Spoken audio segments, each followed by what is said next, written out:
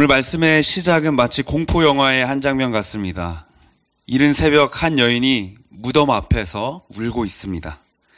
손에는 시체의 부패를 지연시키고 악취를 잡아주는 향품이 든 채로 서서 울고 있습니다.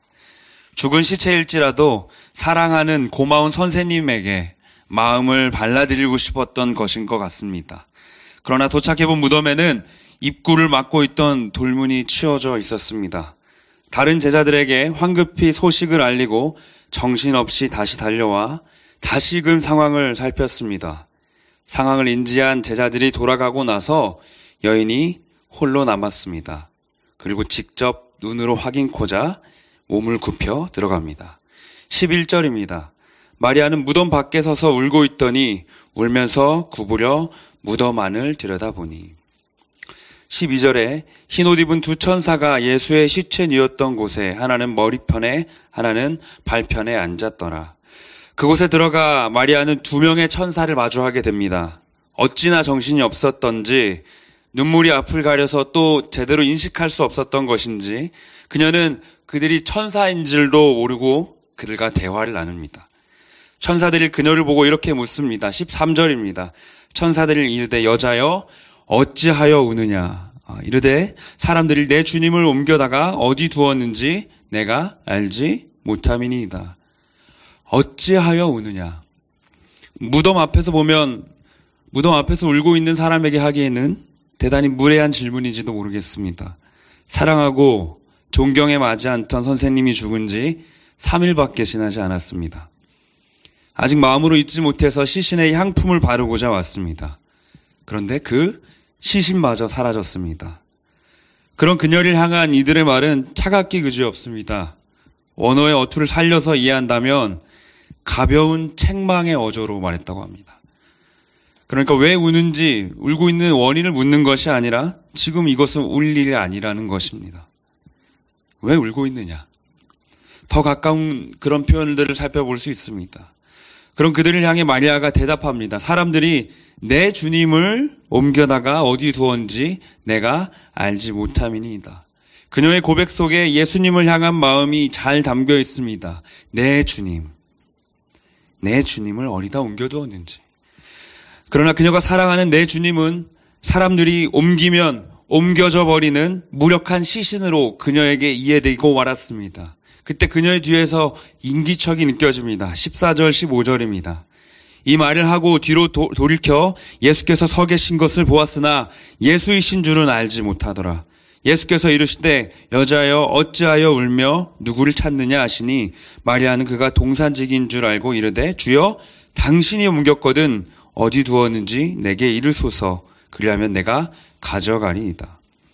예수께서 서 계신 것을 돌아보았지만 그녀는 예수이신 줄 알아보지 못했습니다. 다른 복음서 안에서도 예수님의 부활 직후 많은 사람들이 예수님을 알아보지 못했던 것을 기억한다면 그리 이상한 것은 아닐지 모르겠습니다. 예수님도 천사들과 똑같이 물어보십니다. 어찌하여 우느냐? 그녀는 또다시 비슷하게 대답합니다. 15절을 보니 그녀는 예수님을 동산직이라고까지 여겼다고 합니다. 매장된 무덤들을 관리하고 돌보는 동산직이기에 이 시신의 행방을 알 것이라고 생각했던 것 같습니다. 주여 당신이 옮겼거든 어디 두었든지 내게 이르소서 그리하면 내가 가져가리이다. 예수님을 향한 그녀의 간절함 앞에 마음이 안쓰러워지면서도 자기가 찾고 있던 그 주님이 살아나셔서 눈앞에 서 있는 모습이 뭔가 우스꽝스럽게 여겨지기도 합니다. 천사와 예수님의 질문은 이러했습니다. 그분이 살아 계신데 왜 울고 있습니까? 내가 이렇게 서 있는데 왜 울고 있니? 그런 천사와 예수의 물음에 여인은 자기 생각과 시야와 방법에 눈이 닫혀서 마음이 닫혀서 내가 사랑하는 주님은 이미 죽으셨고 이제는 그 시신까지 사라졌다는 그 생각에 갇혀 있습니다. 그때 이 닫힌 여인의 마음을 뚫고 한 목소리가 들어옵니다. 16절입니다. 예수께서 마리아야 하시거늘 마리아가 돌이켜 히브리 말로 라보니 하니 마리아야. 그분의 음성을 듣는 순간 여인의 온몸이 전율하며 반응합니다. 라본이라고 외칠 만큼, 그가 익숙하던 이름을 외칠 만큼 선생님의 음성에 화답합니다. 순간 그녀의 마음에 닫힌 모든 문들이 열립니다. 정확히 말하자면 아직 어떤 문도 열리지 않았지만 예수님의 음성, 부활의 목소리가 그녀의 마음속에 들어왔습니다. 무력한 주님이 아닌 전능하신 하나님 예수 그리스도가 부활하셨습니다. 오늘을 사는 우리 교회된 우리 각 사람에게도 그분의 목소리가 들어와서 오늘 이렇게 모여 다시 한번 그분의 부활을 기뻐함으로 예배합니다. 사랑하는 청년 여러분, 오늘 저는 저 이스라엘의 한 지방에서 있었던 2000년 전의 이야기를 여러분 앞에 나눴습니다.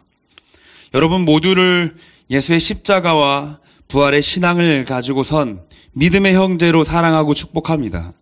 그러면서도 아직 우리 가운데 이 부활의 사건이 나의 사건과 기쁨으로 여기지 못하는 누군가가 있을 것이라 여겨집니다. 그래서 오늘 우리는 마치 오늘 이 복음을 전혀 믿지 않고 받아들일 수 없는 그런 존재들로 다시 한번 서서 다시 한번 이 결단코 믿을 수 없는 신비의 말씀을 깨닫기 원합니다. 부활의 이야기를 믿는 것은 쉬운 일이 아닙니다. 우리가 실제로 보지 못했던 일이기 때문이 아닐까 생각됩니다. 여러분 오늘 저를 만나셨죠? 그리고 오늘 저녁 누군가를 만나서 나 오늘 목사님 만났어 라고 말한다면 그 누군가가 거짓말하지 마, 믿을 수 없어 라고 한다고 해도 여러분이 저를 만났다는 사실은 변하지 않습니다. 왜냐하면 여러분은 실제로 저를 만났기 때문입니다. 1세기 로마의 압제를 받던 시대로 한번 돌아가 봅니다. 돌아가 보면 방금 전 우리의 이야기와 동일한 이야기를 볼 수 있습니다. 그런 이야기를 하던 사람을 만나볼 수 있습니다. 사도행전 26장 25절을 보겠습니다. 바울이 이르되 베스도 각하여 내가 미친 것이 아니요 참되고 온전한 말을 하나이다. 왕께서는 이 일을 아시기로 내가 왕께 담대히 말하노니 이 말에 하나라도 아시지 못함이 없는 줄 믿나이다. 이 일은 한쪽 구석에서 행한 것이 아니니이다. 바울 사도가 복음을 전하다가 법정 앞에 서서 이런 이야기를 합니다. 여기서 이 일은 예수님의 십자가와 부활을 의미합니다.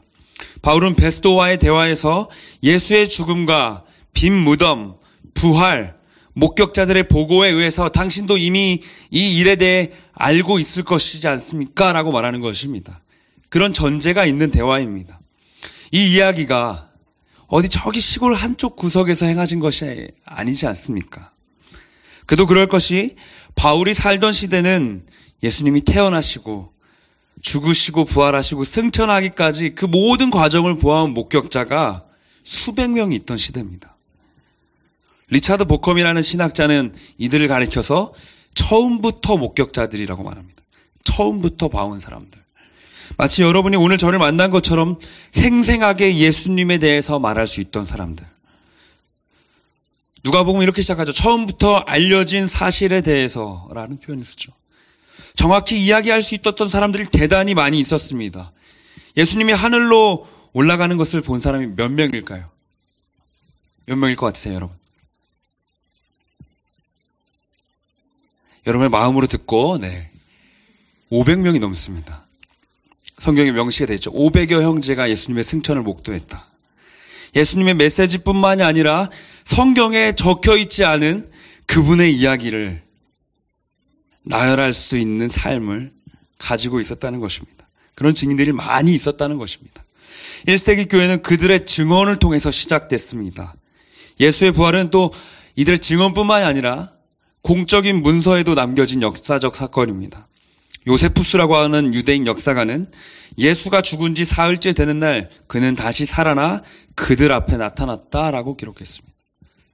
또 플레곤이라고 하는 로마의 역사학자는 소아시아의 비두니아 지역 니케아라는 곳에서 엄청난 지진이 일어났다. 그리고 먼지와 흙과 나무 부스러기들이 공중에 솟아올라서 검은 구름이 남쪽으로 흘러서 이탈리아, 히랍, 이집트의 하늘을 어둡게 했다. 이 플레곤의 말을 보면 히랍 달력으로 202번째, 그러니까 올림피아드 4년이라는 시기가 있다고 해요. 여러분 지나치셔도 됩니다. 그때가 AD 33년이래요. 즉 예수님의 죽으시고 부활하신 그 시점과 일치한다라고 이 학자가 주장하는 것이죠. 게리 하버마스라는 역사적 예수라는 책을 쓰신 교수님의 글인데, 예수의 생애에 대한 고대 자료는 45개가 있다고 합니다. 그는 그 책에서 초기 교리적인 자료가 19개가 있고 4개의 고고학적인 자료가 있고 17개의 비그리스도인들이 쓴 자료가 있다고 해요. 그리고 5개의 신약 성경까지 포함해서 45개의 자료를 그가 일일이 소개합니다. 하버마스는 17개의 자료 중에 대다수는 예수의 생애에 대해서 언급하고 12개의 자료는 예수의 죽음에 대해서, 부활에 대해서 이야기하고 있고 6개의 자료에 대해서는 예수의 신성에 대해서 말하고 있다고 해요. 비그리스도인들이 쓴 내용입니다. 마지막인데요. 복음서는 르포 문학이라는 형태를 가지고 있습니다. 르포 문학이 뭐냐면, 6시 내 고향 보셨어요, 여러분? 거기 가면은 어머니 이거 직접 하신 거예요? 하면서 누가 이걸 먹죠? 감사합니다. 리포터가 먹죠. 거기서 그 리포터가 보고자의 형식을 갖고 있잖아요. 르포 문학은 그 뜻이에요. 이 문학은 그냥 문학이 아니라 보고의 형식을 갖고 있다는 거죠. 단순 허구 문학이 아니라 역사적 사실에 대한 보고 형식을 띠고 있는 것입니다. 그 어떤 책보다 상세하게 예수의 삶을 적어낸 것이 이 복음서죠. 이미 외적인 증거로도 우리가 예수를 믿기엔 충분합니다. 그렇죠? 그러나 여전히 믿지 않는 것도 충분한 것 같습니다. 실제 부활한 예수를 만나고 만져보았음에도 말이죠. 마태복음 28장 17절입니다. 예수를 배웁고 경배하나 아직도 의심하는 사람들이 있더라. 예수의 부활 이후의 사건이에요.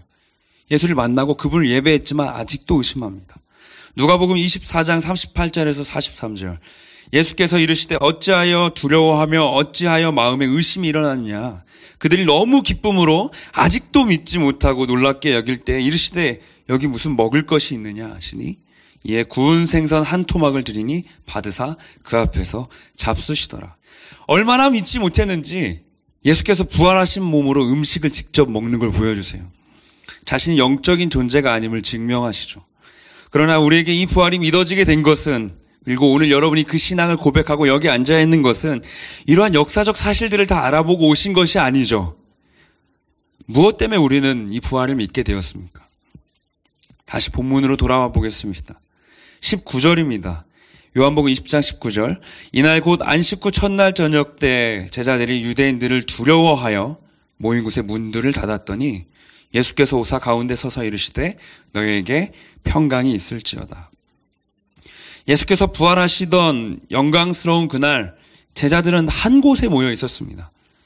그들의 심중에는 유대인에 대한 두려움이 있었다고 말합니다. 언어로 살펴보니까 그냥 문을 닫아둔 게 아니라 걸어 잠가뒀어요.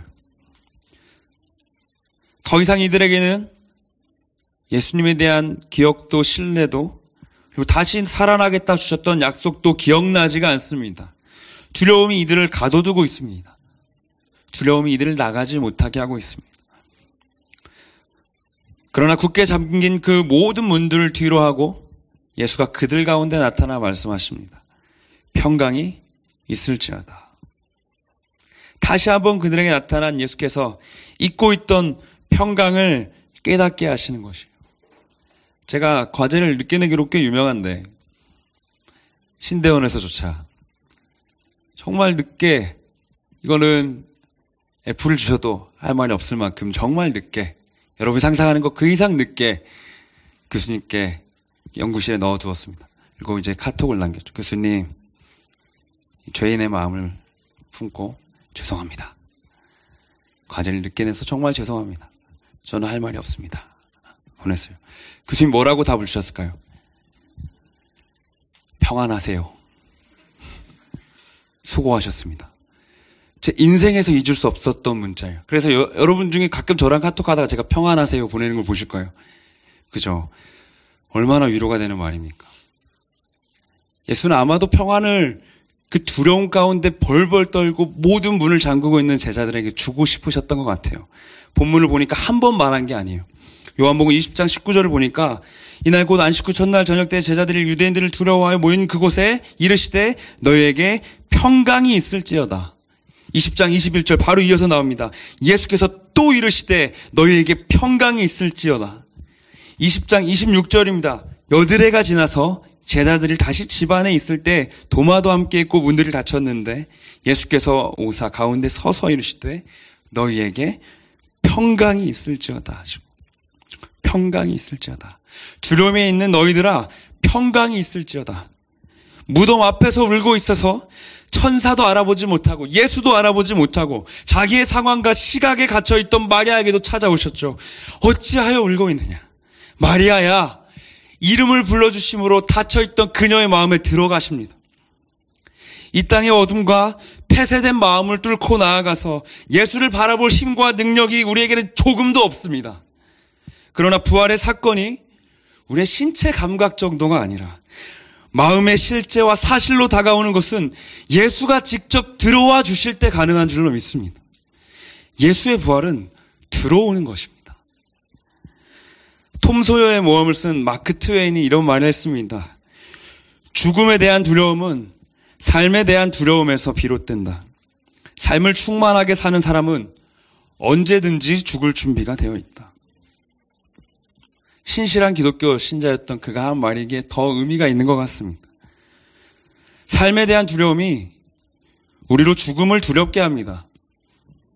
더 하고 싶은 것들, 더 누리고 싶은 것들, 아쉬움과 두려움이 홀로 서 있는 우리를 향해 매일매일 달려옵니다. 그리고 우리에게 조금씩 묻어나갑니다. 두려움이 묻고, 아쉬움이 묻고, 미련이 묻고, 점점 범벅이 되어가죠. 삶이 충만해지면 언제든지 죽을 준비가 되어 있다는데, 그렇다면 우리 인생에 무엇이 묻어야 우리의 삶이 충만해질까? 예수가 묻어야 되지 않겠습니까? 예수의 부활의 소망이 범벅이 된 인생은, 매일매일 그 부활이 우리 몸에 묻어서 범벅이 된 인생은 언제든지 죽을 준비가 된 멋진 인생이겠죠. 사랑하는 여러분, 우리가 믿는 예수는, 우리가 믿는 부활은 우리가 얻어낸 마음이 아닙니다. 우리가 얻어낸 믿음이 아닙니다. 예수가 들어오셔서 믿게 하십니다. 그분은 아직도 무덤 앞에서 예수를 보지 못하고 울고 있는 우리를 찾아오셔서 말씀하십니다. 어찌하여 울고 있느냐? 그리고 우리의 이름을 부르시죠. 아직도 두려움에 방문을 걸어 잠근 우리를 향해서 평안하고 평안하고 평안해라 말씀하십니다. 사랑하는 청년 여러분, 이것이 기독교의 부활입니다. 장례식장을 찾아가면 모든 곡소리를 뚫고 들려오는 한 노래소리를 들을 수 있습니다. 우린 죽음 앞에 노래하는 사람들이죠. 이 부활이 이제 우리의 사건이기에, 또 우리의 실제이기에 우리는 노래할 수 있습니다. 그것이 예수의 부활로 그치는 것이 아니라 우리의 영원한 날의 부활로 우리에게 주어진 실제이기에 우리는 노래할 수가 있습니다. 군대를 전역하고 제가 유럽에 다녀온 적이 있습니다. 너무 멋지죠? 가서 제가 얼마나 한국이 그리웠는지, 그리 오래된 기간도 아닌데 여행 기간에 반을 한식을 먹었습니다. 돌아오는 날이 이제 다가오고 이제 집에 대한 그리움이 이제 커져가서 비행기를 타기 직전에 전화를 했습니다. 이제 곧 출발한다. 이제 비행기 탄다. 싼 비행기를 탔기 때문에 이제 22시간 뒤에 볼 거야. 얼마나 경유를 오래 했는지. 그럼에도 비행기를 타고 아직 도착도 하지 않은, 이륙도 하지 않은 그 비행기를 타고 있는 마음이 얼마나 좋은지, 얼마나 다시 만날 그 얼굴들이 너무나 기대가 되는지.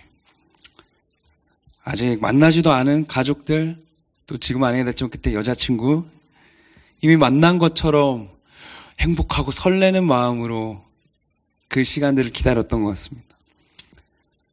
사랑하는 여러분, 이게 부활입니다. 우리에게 주어진 그 부활의 소망이 이런 모습이 아닐까요? 계속 설레는 것이죠. 아직 만나지 못했지만, 아직 도착하지 못했지만 우리 마음을 뛰게 하고 다시금 가고 싶게 하는 건 아닙니까? 말씀을 맺고자 합니다. 오늘 이 부활의 소식이 처음 전해졌던 곳이 로마의 황제가 있던 궁전이었다면, 수많은 사람들이 모인 예루살렘 그 도성의 한복판이었다면 더 효과적으로, 더 효율적으로 예수의 복음이 그 역사가 나타났을지도 모릅니다.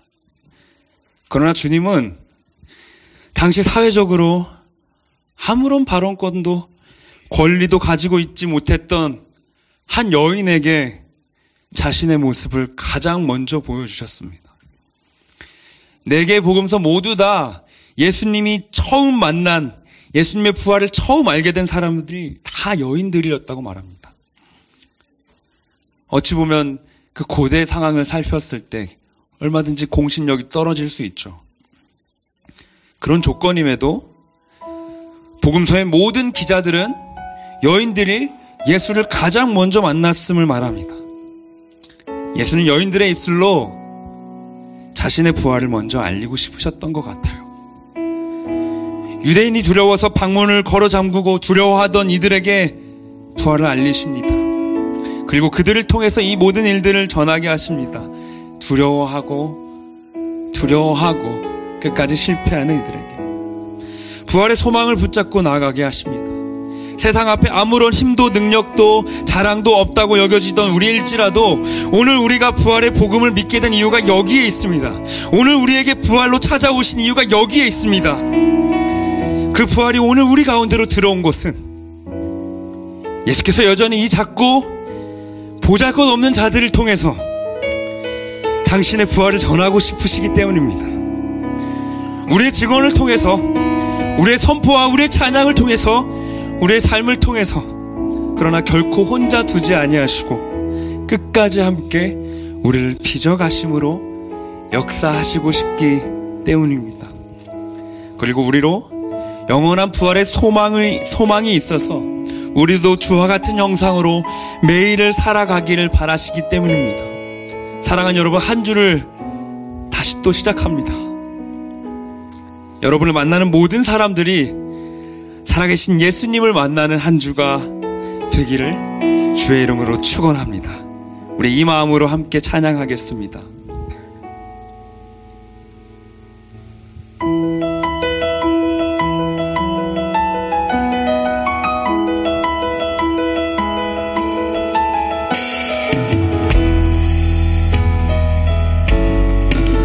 우리에게 들어오신 주님, 당신의 부활을 우리가 함께 만나며 찬양하고 싶습니다.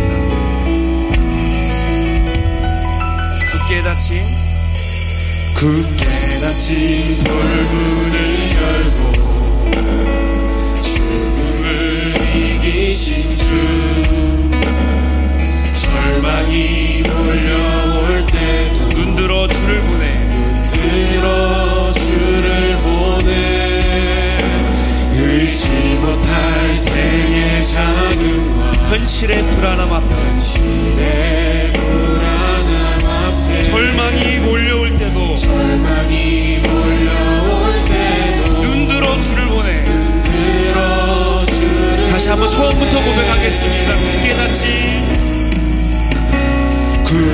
닫힌 돌문을 열고 죽음을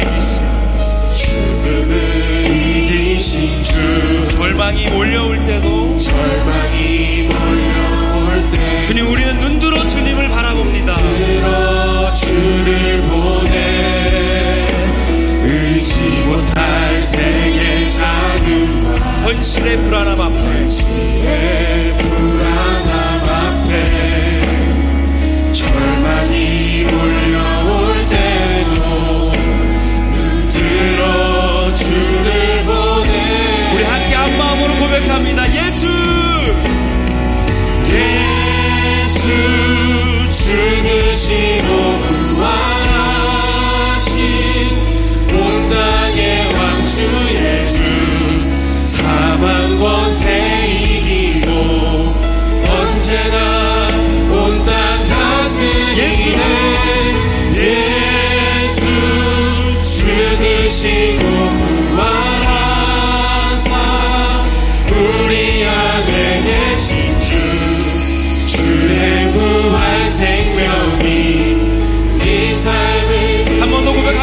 예수 죽으시고 예수 죽으시고 부활하신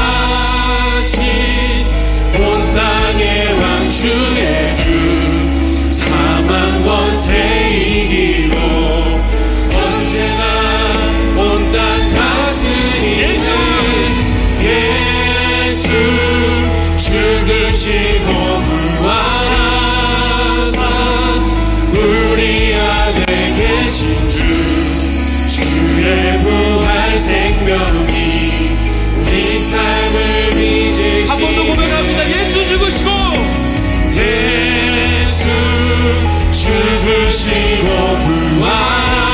부활하신 온 땅의 왕 주의 주 사망 권세 이기고 언제나 온 땅 다스리는 예수 죽으시고 부활하사 우리 안에 계신 주 주의 부활 생명이 우리 삶을 빚으시네. 우리 같이 한번 기도합시다. 주님, 우리 삶의 부활로 들어오신 주님, 세상의 수많은 증거보다 우리 삶에 주님이 직접 부활로 찾아오실 때 우리는 비로소 믿고 확신합니다. 주님, 부활로 우리 삶에 들어와 주시옵소서. 예수의 부활을 만나서 더 이상 저절 속에 울지 않고 더 이상 문을 걸어 잠그지 않고 평안으로 기쁨으로 나아가는 자 되게 하여 주시옵소서. 평안으로 우리의 삶을 다스려 주시옵소서. 우리의 삶이 예수의 부활로 번복되게 하여 주시옵소서. 우리 이렇게 주의 이름 부르시고 함께 기도하겠습니다. 주여, 주님, 주께서 죽으시고 부활하신 그 은혜가 우리의 삶에 충만합니다. 우리가 나아가는 그 모든 삶의 주님의 부활이 우리 삶에 묻어있기에 우리의 굳게 닫혀있던 그 모든 마음의 빗장을 열고 주께서 들어와 선포하셨기에 주의 무덤 앞에 누워 울고 있던 우리를 향해 우리의 이름을 친히 부르시고 우리의 삶을 친히 부르시고 다시금 일어나 우리를 알리셨던 그 부활의 은혜가 있기 때문에 우리가 이곳에 서 있습니다. 이 땅에 어떤 증거도 이 땅에 어떤 사람도 예수를 우리의 믿게 하시는 수 없지만 우리의 빗장과 우리의 마음에 굳게 닫힌 장벽을 넘어서 예수의 부활로 나아갈 수 없는 것이 우리의 삶이지만 예수가 우리 삶에 들어오셨기에 진이 들어오셨기에 자신을 드러내시고 우리에게 말씀하시기에 우리는 오늘도 서서 예수의 부활을 믿어 힘입어 나아갈 자를 되었습니다.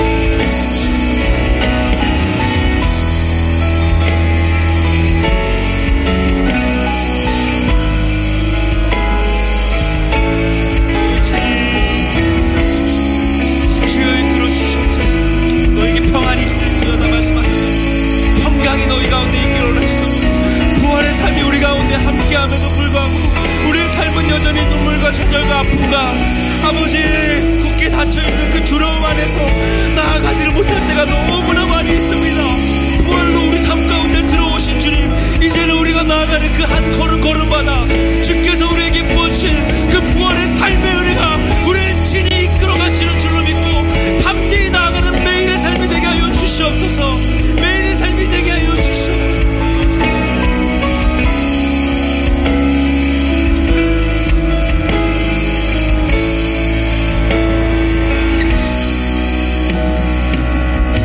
주의 죽으심과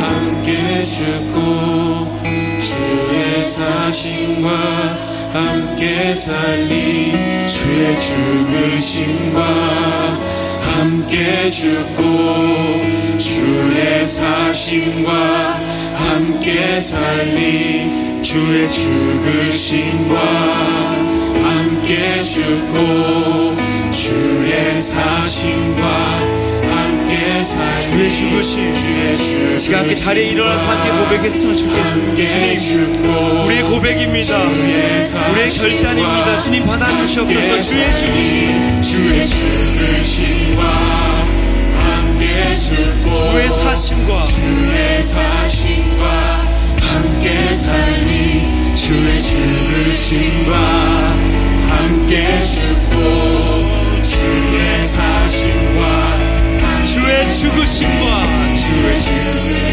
함께 죽고 주의 사심과 함께 살아갑니다.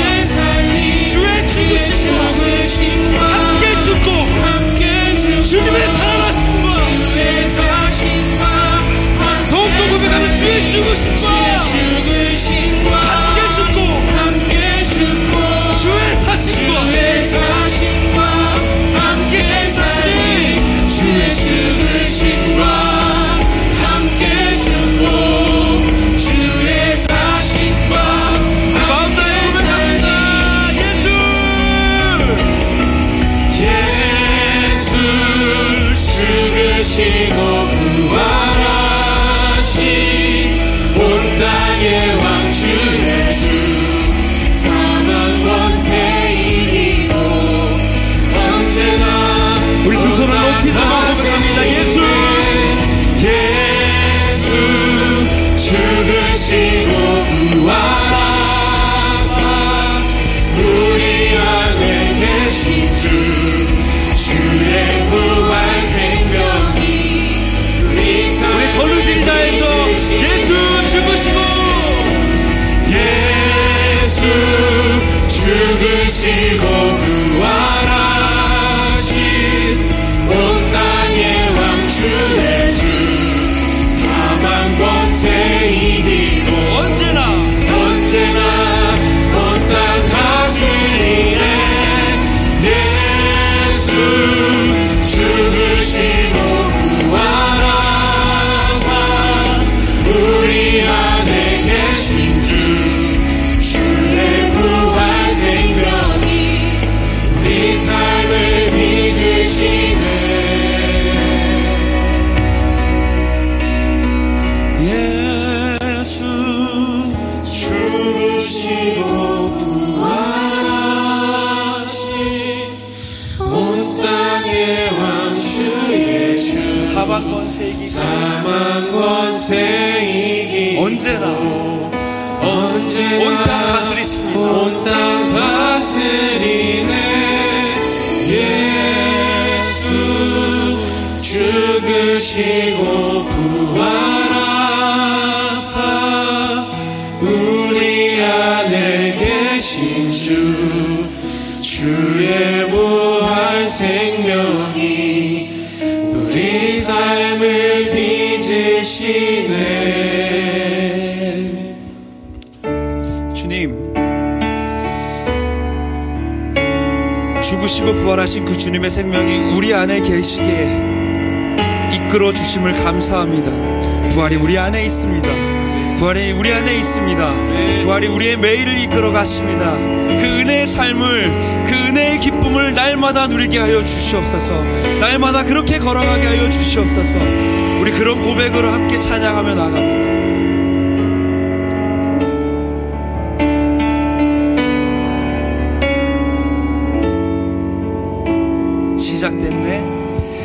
시작됐네 우리 주님의 능력이 우리 주님의 능력이 나의 삶을 다스리고 새롭게 하네 자유하네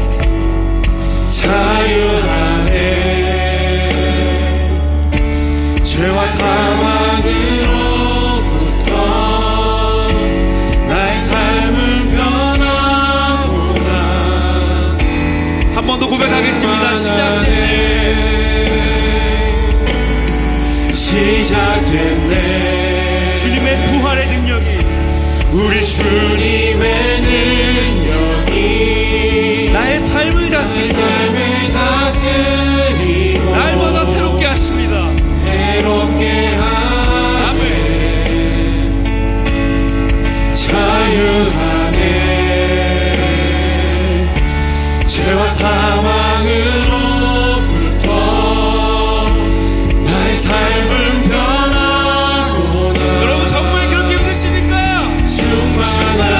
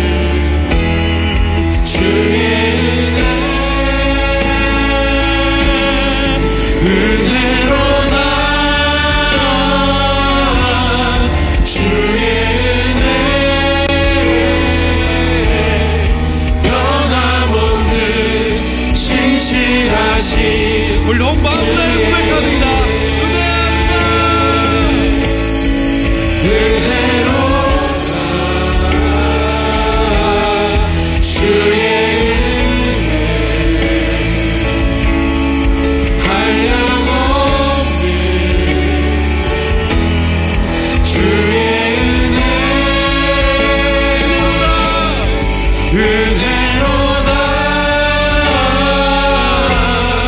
주의 은혜 변함없는 신실하신 우리 두 손을 높이 들고 마음 다해 고백하겠습니다. 은혜로다. 은혜로다 주의 한량없는 한량없는 주의 주님 하나 주시옵소서. 은혜로다 주의 변함없는 신실한 우리 마지막으로 우리의 전의진이 다해서 고백합니다. 은혜로다.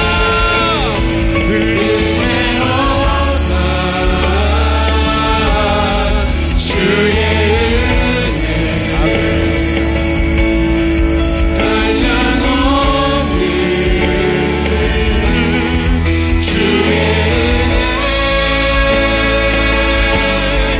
은혜로다 주의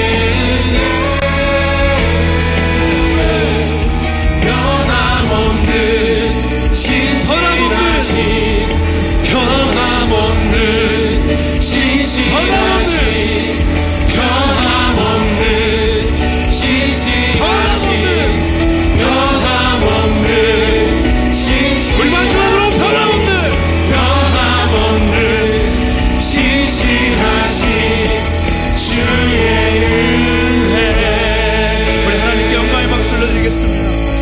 우리 마지막으로 함께 기도하겠습니다. 주님, 우리의 삶에 주님의 부활의 능력이 시작되었습니다.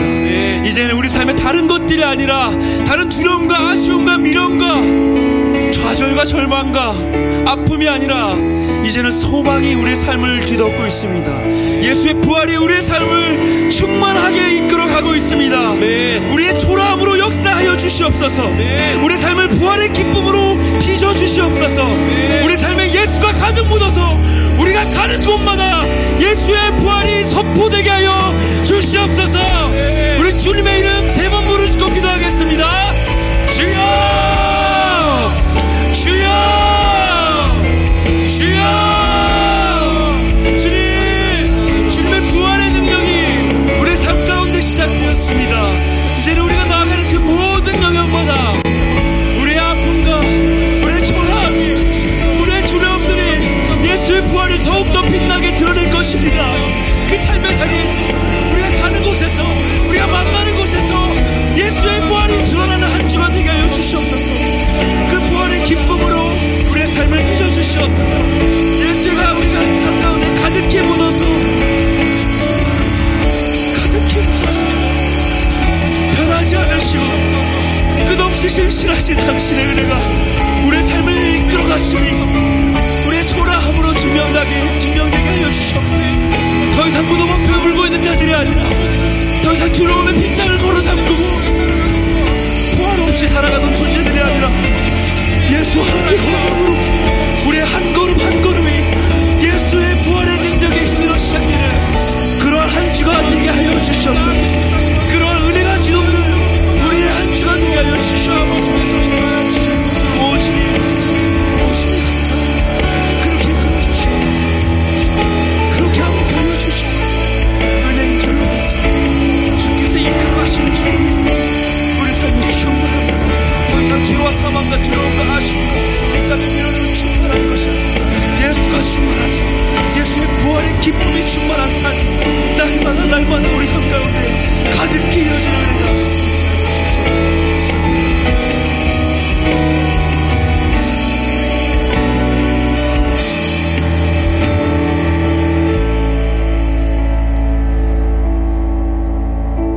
주님, 두려움과 아픔과 초라함 속에 마치 무덤 앞에 울고 있던 여인의 모습과도 같은 우리에게 문을 걸어 잠그고 두려움과 좌절 가운데 머물러 있던 우리에게 부활의 기쁨으로 찾아와 주심을 감사합니다. 주님이 우리 삶에 들어와 계심을 확신합니다. 그래서 우리가 나아가는 새로운 한 주가, 새로운 한 걸음이 비록 여전히 초라하지만 그 초라함으로 인해 더 빛나실 주님의 부활의 기쁨이 있는 한 주가 되게 하여 주시옵소서. 우리가 나아가는 가정과 학업의 자리와 직장과 또 모든 영역, 모든 교회 공동체 안에서 우리를 보는 이들마다 예수의 부활의 기쁨을 만나는 은혜가 있게 하여 주시옵소서. 그 모든 영역 가운데 주님 부활로 찾아와 주셔서 들어와 주시고 부활의 기쁨이 온 땅 가운데 충만한 한 주가 되게 하여 주시옵소서. 그렇게 이끌어 가시고 그러한 은혜로 우리의 삶을 덮으실 지금도 살아계신 우리 주 예수님의 이름으로 기도드립니다. 이제는 우리 주 예수 그리스도의 은혜와 하나님의 사랑과 성령의 교통하심이 부활의 삶을 붙잡고 부활의 기쁨을 붙잡고 예수로 충만한 삶의 무덤을 기뻐하며 나아가는 모든 청년들과 그들의 가정과 그들의 직장과 학업의 자리와 그들의 모든 영역 가운데 이제로부터 영원토록 함께 있을지어다. 아멘.